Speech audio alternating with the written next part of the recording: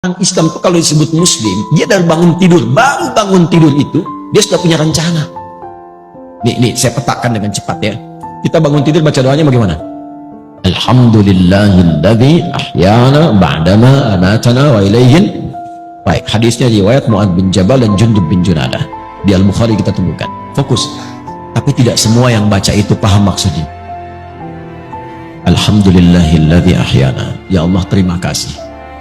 Segenap ucapan syukur hamba ucapkan syukur kepadamu yang telah memberi kesempatan hidup sampai detik ini, dan diberikan kesempatan hidup ba'dama amatana, setelah tadi diwafatkan sementara. Tapi kalau bahasa bebasnya begini, kalau kita ngaji tahu isinya, itu bahasanya begini: ya Allah, bila pun ajal hamba tiba saat tidur tadi, bisa engkau langsung wafatkan, tapi engkau memberikan kesempatan hamba hidup kembali sampai ajal tiba.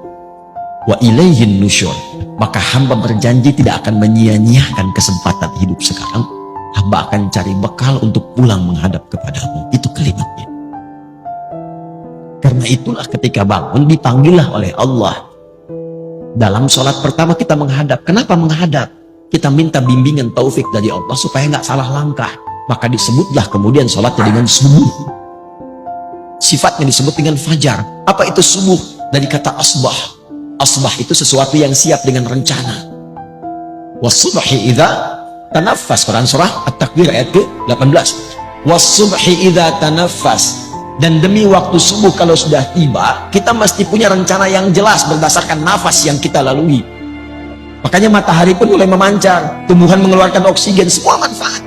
Orang Arab kalau ditanya kaifa asbahtum, maksudnya apa kabar anda hari ini dan punya rencana apa?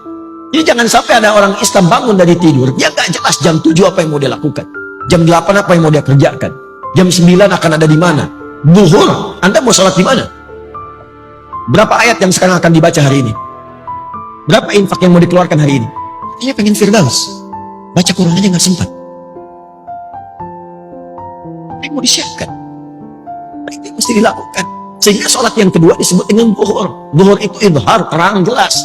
Udah jelas belum hasilnya dari subuh sampai siang ini dengan rencana tadi?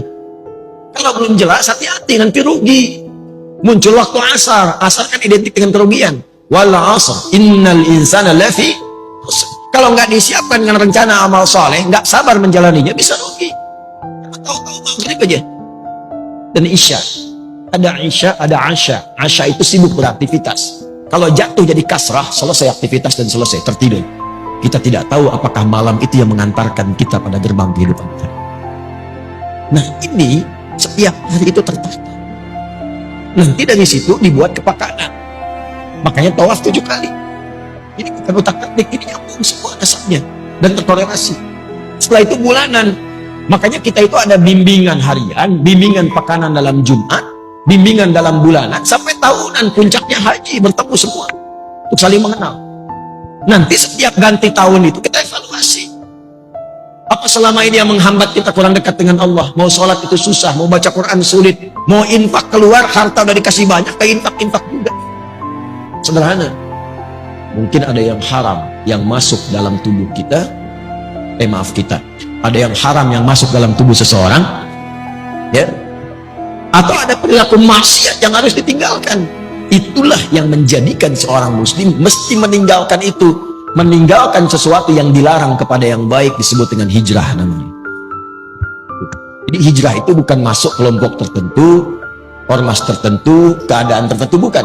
Meninggalkan segala yang dilarang menuju segala yang baik. Kalau anda ingin ikut, tambahkan ya. Mengikuti sifatnya, tambahkan tak. Maka jadilah hijriyah. Hijriyah itu bukan sekedar nama untuk tahun. Bukan. Maksudnya kita diingatkan setiap datang dan mengenal tahun Hijriyah. Maksudnya sudahkah kita tinggalkan yang kurang baik menjadi lebih baik? Itu poinnya.